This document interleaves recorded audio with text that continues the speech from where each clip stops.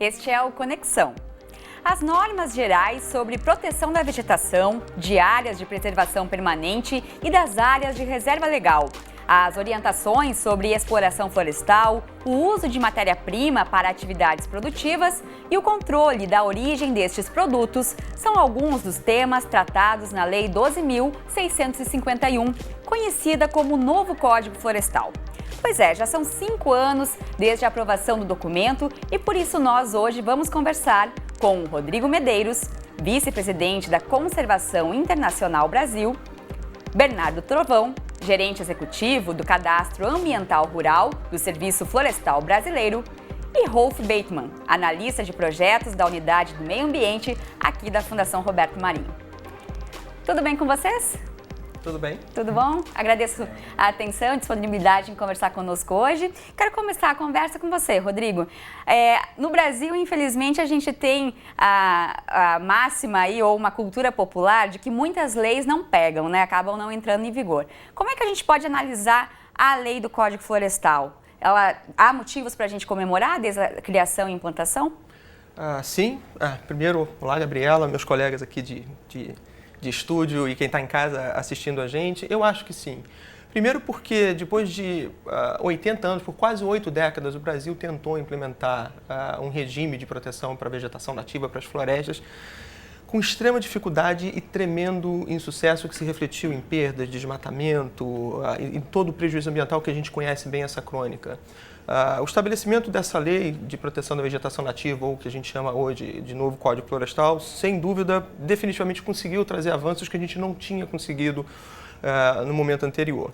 E calcado em 3 premissas, em princípio, que parecem simples, mas que são muito importantes e mais difíceis de fazer.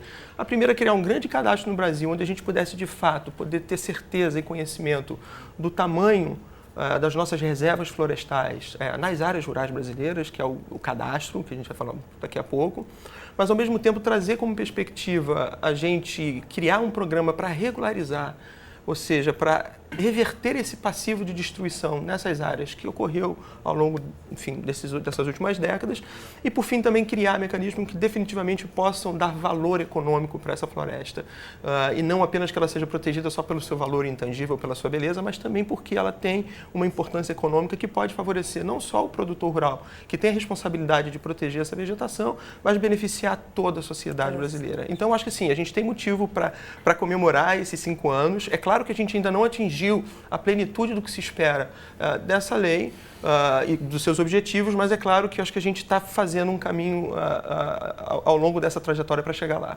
Aproveitando que você fala a respeito da preservação, quero trazer uma informação. De acordo com o Código Florestal, os imóveis rurais são obrigados a manter de pé 100% das áreas de preservação permanente, que são terrenos sensíveis ao desmatamento, como margens de rios e nascentes. A lei também obriga a preservar um percentual de área nativa, a chamada reserva legal. Propriedades localizadas na Amazônia precisam manter em pé 80% da área, 35% no caso do Cerrado e 20% nos demais biomas. No restante do país, independentemente do tipo de vegetação, o percentual de preservação é de 20%. Mas o Código Florestal traz 14 ações consideradas prioritárias para promover a sustentabilidade ambiental. E, Bernardo, muitas entidades apontam que entre as ações, o Cadastro Ambiental Rural é uma das que mais deu certo, que mais está conseguindo efetividade na sua aplicação. Queria que você explicasse para a gente o que é o cadastro e em que fase ele está.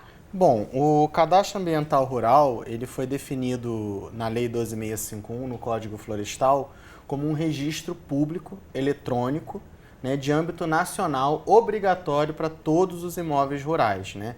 E ele tem a finalidade de integrar as informações ambientais dos imóveis rurais, né, no que diz respeito, como você falou, às áreas de reserva legal, os remanescentes de vegetação nativa, as áreas de preservação permanente e também a identificação de quem é o responsável ambiental por aquela área. E é o primeiro passo para a regularização ambiental daqueles imóveis que ainda precisam obter a regularidade ambiental e vai servir também para aqueles proprietários e possuidores rurais comprovarem a sua regularidade ambiental e assim também conseguirem um diferencial no mercado em relação àqueles que eventualmente não estejam regulares, né? O cadastro ambiental rural, ele tem um diferencial em relação a muitos cadastros que existem hoje no país, né? Que ele é declaratório, ele tem um caráter declaratório e parte do sucesso dele se deve a um compromisso, a um pacto que foi estabelecido entre a sociedade e o poder público, e o principal protagonista desse processo e do sucesso do cadastro ambiental rural, que hoje é visto tanto no Brasil como fora como uma política pública que deu certo, né? Por conta desse compromisso com o produtor, dele declarar o imóvel dele. Então, o produtor é que veio até o cadastro. Em alguns casos, houve necessidade do poder público promover ações para chegar até o produtor. Mas, via de regra, foi o produtor que veio para o cadastro, né? Isso é uma característica muito importante. É claro, a gente ainda tem um longo processo, né, de refinamento das informações, né? Mas, assim, esse primeiro passo de sentar na mesa, de vir, né, ele foi dado e foi dado com muito êxito, né? Então, eu acredito que o cadastro ambiental rural, né, ele vai ser um divisor de águas na política ambiental no Brasil e talvez até no mundo. Rolf, você conhece boa parte dessa realidade, principalmente envolvendo aí a questão da nossa região amazônica, né, desses produtores, desses moradores. E vocês também têm ido ao encontro deles por meio do programa Florestabilidade. Eu queria que você explicasse um pouquinho do que é o programa e como vocês também têm trabalhado para justamente divulgar, orientar as questões relacionadas ao Código e também ao Cadastro Ambiental Rural. Bom, olá, Gabriela, obrigado. Como você falou, o programa Florestabilidade está bastante com o pé lá na Amazônia, né? A nossa equipe faz bastantes incursões nas localidades e, de fato, assim, a unidade de meio ambiente ela vem trabalhando principalmente na divulgação do cadastro ambiental rural através de um curso online que foi desenvolvido pela equipe em parceria com o Serviço Florestal Brasileiro, com o Amazon e com a Skoll Foundation.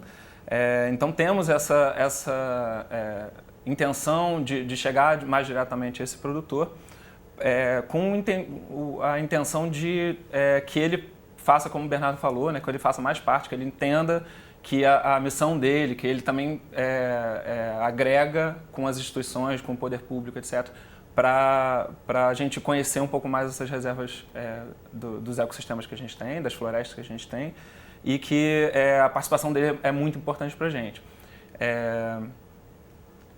Eu vou aproveitar, então, a deixa para pedir para a nossa equipe colocar no ar justamente o site do programa Florestabilidade, que o Rolf está falando aqui, justamente dessa questão do curso online. A gente está vendo aí na tela. Então, o que a gente pode encontrar também no site, além do curso online, Rolf?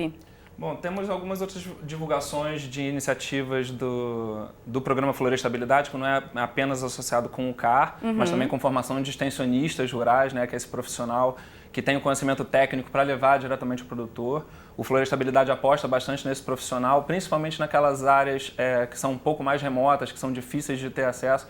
O extensionista, né, o extensionista rural, ele tem essa capacidade de capilarizar esse conhecimento, de levar adiante. Então, a Florestabilidade atua bastante na formação, capacitação desses extensionistas. E esses extensionistas podem ser também determinantes na questão de fazer o código ser ainda mais aplicado, mais compreendido pela população e os seus dispositivos. Sim, com certeza. O extensionista rural ele é um técnico que ele detém esse conhecimento, que faz chegar na ponta lá no produtor, que nem sempre é alcançado pelos órgãos, pelas instituições, que é um desafio bastante grande na implementação desse cadastro. E ele, assim como o produtor, se não é exatamente o produtor que vem, como o Bernardo falou, né, que vem à instituição, é alguém que é muito próximo dele, né, e isso é um facilitador para as instituições também, e o extensionista também é bastante capaz de cumprir esse papel. Rodrigo, a gente pode também entender o código como um processo de avanço social, colocando essas pessoas que vivem no campo, que têm uma propriedade rural, numa perspectiva um pouco diferente na sociedade? Eu acho que sim. Eu primeiro acho que o grande reconhecimento que a gente tem que fazer público é que o Código Florestal não é uma lei ambiental, não é uma lei rural, não é uma lei... Ele é uma lei para a vida. É uma lei que... Para a sociedade civil como um todo, para o mercado. Para o mercado, para o planeta, para as pessoas, porque a essência do que está por trás da lei é justamente conservar aquilo, uma das coisas que são mais importantes para a gente, que são as nossas matas, as nossas florestas, a nossa vegetação. Pura e simplesmente porque a nossa vida, a minha, a sua, de cada uma das pessoas que estão assistindo a gente em casa, depende de um conjunto do que a gente chama de serviços ou de ofertas que a natureza dá para a gente. A água, o clima, a chuva, o alimento, isso tudo está conectado. Então, quando você tem uma lei que diz que as propriedades rurais precisam fazer a sua parte e manter parte da vegetação sob forma de proteção, isso não significa que é só o produtor rural, porque isso acontece em várias outras áreas do meio urbano também. Significa que é uma oportunidade que a gente tem de, em protegendo essas florestas, a gente está trazendo e garantindo para hoje, para o futuro, o benefício que ela traz. Com uma diferença que eu acho que isso é importante também, e eu comentei, acho que o Bernardo também já tocou, uma coisa importante hoje em toda essa discussão florestal é que, além disso, é possível que a gente faça também ou desenvolva mecanismos que são econômicos e que vão beneficiar quem produz e quem protege floresta. Então, proteger a floresta hoje já não é mais só pelo sentimento romântico do passado de que era importante ter floresta. É importante porque gera benefício para a gente e esses benefícios também são econômicos. Então, cada programa Florestabilidade, por exemplo, cada produtor rural que tem a oportunidade de participar de um programa como esse, de receber um apoio de um extensionista rural, de um técnico rural, que consegue mostrar os benefícios e as vantagens da proteção florestal, sem dúvida nenhuma está diretamente criando uma oportunidade econômica para cada um desses produtores. Pode ser o pequeno, pode ser o médio, pode ser um grande. Então, eu acho que essa talvez seja a principal mensagem e eu acho que as pessoas estão conseguindo captar. A adesão que a gente tem hoje no CAR, que ela é absolutamente fantástica e inimaginável no início do processo do Código Florestal. É um processo relativamente jovem ainda, 5 anos, né? Demonstra que as pessoas e a sociedade brasileira percebeu a importância de fazer parte dessa lei, de se cadastrar, de mostrar. E agora, obviamente, vamos para o segundo passo. Tem aí, obviamente, reconhecidamente, talvez um passivo grande de áreas que foram destruídas no passado por um outro contexto. Acho que a gente não precisa nem discutir isso aqui agora. Mas o que é mais importante é olhar para frente. São as oportunidades que o Código Florestal vai trazer, né, para cada um desses produtores rurais, inclusive econômica, de devolver para a sociedade brasileira ou para a sociedade planetária as florestas que nunca deveriam ter sido perdidas. Em relação a essa questão da sociedade também se envolver nesse processo, vou pedir mais uma vez para a equipe colocar no ar uma dica do Rodrigo, que é o Observatório do Código. Explica para a gente, Rodrigo, por gentileza, o que é esse observatório? Exatamente. Então, acho que transparência e controle social faz bem para todo mundo. E é o que a gente está mais vendo hoje no momento do Brasil que a gente vive. Quando lá atrás, desde o início da discussão da criação da nova lei até a sua promulgação, a sociedade civil resolveu se juntar para fazer aquilo que acho que de mais importante a gente pode prestar de serviço para a sociedade, que é acompanhar, que é dialogar com o governo, que é dialogar com o setor produtivo para trabalhar junto para ampliar o esforço da implementação. O Observatório do Código é uma instituição, é uma iniciativa de várias organizações, não só a Conservação Internacional Brasil, que é uma das fundadoras, e eu gosto de citar algumas delas, porque realmente o movimento é de parceria, WWF, SOS Mata Atlântica, o IPAM, Amazon, Imaflora e tantas outras, acessem lá, ou seja, organizações que enfim, têm o coração e a cabeça no mesmo lugar, com a missão de proteger a natureza e que tem um objetivo claro, permitir e garantir que transparência das informações, o governo também faz isso, tem lá as informações no site do Serviço Florestal, estejam disponíveis para o maior número de pessoas que queiram e também criar processos, como é o caso do Florestabilidade, para a gente discutir, para a gente acelerar. Um dos programas que a gente desenvolve e que vocês vão acessar informações também nesse site se chama o programa InovaCar, que era justamente, a gente entendia que o CAR era uma grande inovação. E como toda inovação, traz a gente dúvidas. não sabe como fazer, é inovação. Você imagina, todos os estados teriam que fazer as suas bases. O projeto InovaCar foi uma grande iniciativa para criar um grande diálogo entre diferentes estados para fazer o seguinte: quem tinha um pouco mais de experiência, um pouco mais de condição, troca informação com outro estado que não tem, que estava mais atrasado, e todo mundo andando junto, o Serviço Florestal participou de todas as oficinas, a gente acelerava esse processo. para um bem que é comum e um resultado que é absolutamente importante para todo mundo. Bernardo, aproveitando essa questão que o Rodrigo traz, da questão dos estados. O sistema florestal, ele coordena o programa, mas a execução depende dos estados. Como é que funciona na prática? É muito boa essa pergunta, Gabriela, que dá a oportunidade de esclarecer, né, a função, né, o papel das diferentes instituições no âmbito da implantação dessa política pública, né? O Serviço Florestal Brasileiro, ele é responsável pela gestão do SICAR, que é o Sistema de Cadastro Ambiental Rural, que é o responsável por emitir o número de recibo do CAR, que é o que comprova que aquele imóvel está inscrito no CAR, o CAR previsto pela Lei 12.651, certo? O Serviço Florestal, governo federal, no caso, diante das necessidades dos estados, né, e da falta de recursos dos estados em desenvolverem sistemas, administrarem banco de dados, ofertou para aqueles que assim o quisessem a possibilidade de usar a plataforma que foi desenvolvida no âmbito do Serviço Florestal Brasileiro. Alguns estados vinham trabalhando com sistemas próprios, até porque o CAR, dentro de alguns estados, ele vem antes da Lei 12.651, vem antes de 2012, né? Estados como Mato Grosso, Pará, são estados pioneiros em relação ao CAR. E houve, para alguns desses estados, né, a migração do sistema estadual, né, desenvolvido pelo Estado, para a plataforma federal, desenvolvida pelo governo federal, no entendimento de que seria uma economia de recursos, que as funcionalidades disponibilizadas pela plataforma do SICAR eram interessantes, né? Então a gente tem diversas funcionalidades dentro disso, temos o módulo de cadastro, que é o mais conhecido, temos o módulo de análise, ainda é do sistema. E o Serviço Florestal ele tem responsável por gerir o sistema e manter os serviços funcionando. Mas quem tem a responsabilidade por analisar os dados declarados, aprovar a reserva legal, são os estados ou as instituições por eles habilitadas. Isso é muito importante, né? E a sociedade, como foi dito, tem o papel de fazer esse controle social, o acompanhamento, né? Acessar o site, acompanhar. Isso, perfeito. A gente tem um ambiente de consulta pública no site car.gov.br. A gente tem um site para botar na tela também. E nesse site é possível acessar os dados espaciais de todos os imóveis rurais declarados no CAR, em relação aos dados considerados públicos, né, que não dizem respeito à identificação do proprietário, mas sim as informações ambientais. Né? Muito bem.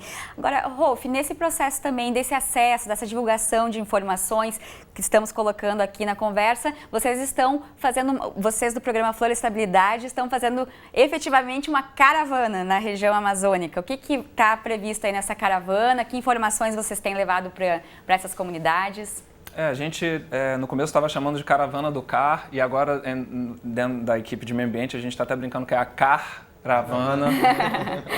E é justo com esse objetivo de popularizar essa ideia do curso que está online, né, que é inteiramente gratuito. A gente só é um pequeno cadastro que qualquer pessoa interessada pode fazer para acessar. Ele tem o passo a passo mesmo de cadastramento das propriedades, o que é floresta, o que está potencialmente um passivo ambiental que está situado nessas propriedades. E a Caravana do CAR, ela vem com essa intenção de colocar o pé nessas regiões, né, lá fisicamente mesmo falando, em vez de ser só online ou pela televisão, e a gente faz uma grande convocação com os parceiros locais, normalmente secretarias de meio ambiente ou os órgãos estaduais relacionados à questão ambiental, para chamar os técnicos, os proprietários, onde a gente encontra com eles, né, pessoalmente, para divulgar essa ferramenta e orientar como que essa ferramenta pode ser usada e como que esses técnicos ou mesmo como esses proprietários podem acessar e fazer o cadastro, né, nessas poucas propriedades que ainda restam, né, porque a adesão foi tão grande que a gente está, né, assim, focalizando bem no pequeno proprietário, eu imagino que a intenção do CAR agora seja chegar realmente nos pequenos e nas pessoas, nas comunidades que são mais isoladas. É isso mesmo, Bernardo. Com certeza, né? Agora, do ponto de vista de área passível de cadastro, né, temos, em relação à referência que a gente tem de 2006, né, quase a totalidade. Já temos mais de 100% da área passiva de cadastro, que infelizmente é referenciada a 2006 do Censo Agropecuário do IBGE, né, que é o dado mais recente que a gente tem. Então, naturalmente, está defasado, né, essa referência, mas é a referência que a gente tem. Então, a gente tem hoje 11 estados que já tem mais de 100% da área passiva de cadastro declarada. Então, o que está faltando ser cadastrado são alguns municípios que, eventualmente, não tenham ainda se cadastrado em relação à área e pequenas áreas referentes exatamente aos pequenos proprietários, possuidores, que estão lá longe do poder público, que têm dificuldade de acesso às informações. Agora, é importante lembrar que o cadastro é obrigatório e o prazo foi postergado até dezembro para ser feito. Perfeito. O prazo para inscrição no CAR e adesão ao programa de regularização ambiental, né, para regularização das áreas desmatadas antes de 22 de julho de 2008 em APP Reserva Legal e Uso Restrito é 31 de dezembro de 2017. Né? Esse é o prazo que foi previsto, foi inclusive prorrogado, o prazo original era 6 de maio de 2016, foi prorrogado até 31 de dezembro de 2017. Muito bem. Pessoal, nós estamos encaminhando para o final do programa. A gente sabe que é um assunto que rende muito, inclusive vai continuar sendo debatido aqui na tela do canal Futura. Mas antes de encerrar, Rodrigo, eu queria te fazer uma última pergunta em relação aos 5 anos do Código. É uma data considerável, mas o Código ainda gera muitas discussões, né? Tanto é que há discussões no próprio Supremo Tribunal Federal em relação a alguns pontos do Código. É uma política que pode estar ameaçada? O que nós, enquanto sociedade, devemos ficar atentos às discussões que estão ocorrendo? Eu diria, de maneira geral, principalmente no momento atual que a gente vive no Brasil, todas as políticas estão muito ameaçadas. A gente tem visto agora, muito recentemente, uma série de medidas que foram passadas no Congresso, provocando uma série de redução e alteração de limite de unidade de conservação, que eram conquistas da sociedade brasileira, áreas tipicamente declaradas de interesse para proteção e que, por outros interesses, enfim, numa medida totalmente descabida, porque foi emendas de uma medida provisória original que não previa nada disso, alguns milhões de hectares no Brasil foi suprimido e estamos todos aguardando aí na expectativa de que haja um veto presidencial para esse absurdo, inclusive o próprio Ministério do Meio Ambiente na frente dessa luta, né, seja o próprio governo né, na frente dessa luta para que isso aconteça. Então, na verdade, não há jogo ganho. O Código Florestal hoje, apesar de todas as discussões que cercaram o debate que cercou a sua criação, acho que hoje ele está muito cristalino para as pessoas que ele é uma conquista social e ele é uma conquista importante não só da sociedade brasileira, mas para a sociedade global, por aquilo que o Brasil representa e a natureza que existe no Brasil representa para o futuro e para o destino do nosso planeta. Como a gente falou aqui, uma sociedade atenta, com instituições funcionando e com bom controle social, e quando eu digo instituições funcionando, as instituições do governo como o Serviço Florestal Brasileiro, organizações da sociedade civil como a nossa, como as nossas co-irmãs, como a Fundação Roberto Marinho, são extremamente importantes para manter, de novo, não uma militância pela militância, mas para manter uma discussão ativa para mostrar e convencer os não convencidos ainda, enfim, quem acha que conservar é besteira e não estão vendo os efeitos perversos e negativos que isso traz na nossa vida, de que sim, é importante. Então, acho que a gente comemora hoje os 5 anos do Código Florestal. Eu não sei se vou estar vivo para ver os 50 anos do Código Florestal, mas eu espero que o 6, o 7, o 8 seja a continuidade desse processo. Acho que o CAR, talvez num prazo um pouco maior do que todo mundo esperava, mas a vida é feita de expectativas que às vezes não acontecem. Ele não aconteceu no prazo de 2 anos atrás, mas ele está acontecendo agora e eu acho que definitivamente a gente precisa agora calibrar o nosso foco para, de fato, fazer com que os estados consigam fazer os programas de regularização ambiental para funcionar e logo na sequência também, praticamente junto à questão do CRA, né, das cotas, ou seja, dessa economia florestal de verdade começar. E aí eu acho que a gente vou citar o Bernardo aqui como ele falou, talvez mostrar para o mundo inteiro sim que a gente é capaz de ser um país que vai olhar para o futuro e que vai chegar daqui a 10 anos e vai dizer, a gente conseguiu se desenvolver, a gente conseguiu ser a 5ª, 4ª, quem sabe a 3ª economia do mundo, com PIB muito avançado, com distribuição de renda. E respeitando o que o Código falava, né? Sem derrubar mais nenhuma árvore. Ah, também. Sem derrubar mais nenhuma árvore. Acho que a gente é capaz de dar essa lição para o mundo. Muito bem. Com esse recado extremamente importante, eu quero ainda rapidamente colocar na tela o nosso site, ou melhor, o site da Conservação Internacional aqui no Brasil, a versão em português. Está aí. Mais informações disso que o Rodrigo traz para a gente.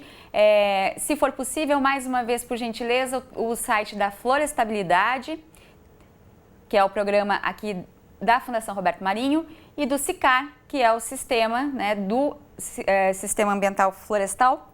Serviço Florestal, isso, perdão. Serviço Florestal Ambiental. E aí, com isso, eu me despeço de vocês, agradeço muito a atenção e disponibilidade. Esperamos poder conversar numa próxima oportunidade. Até uma próxima. Se lembra que a gente sempre fala por aqui que o Conexão vai ao ar de segunda a sexta na tela do canal Futura e a qualquer hora do dia e da noite no futuraplay.org. Até a próxima!